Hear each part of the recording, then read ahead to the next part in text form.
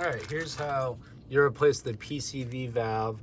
Here's the part number for the Motorcraft part. This is a 6.2 liter Ford F-150 Raptor 2013, but any 6.2 liter probably would have this PCV valve on the right side or the passenger side of the vehicle.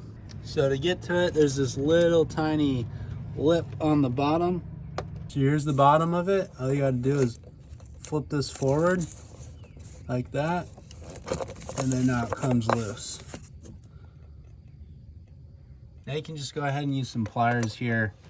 It takes about a quarter turn to loosen it. That's about it. So you can see there's the threads. You can hear the ball in there.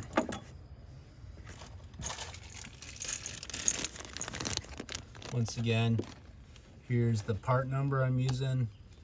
Also have it linked in the description below. Go ahead and put the new part on.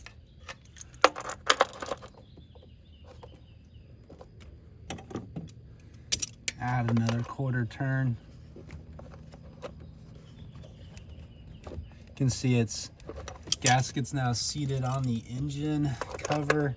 So just give it another turn to kind of just tighten it, make sure it's on there, which it looks like it is. Cool. Now it's time to get the hose back on there.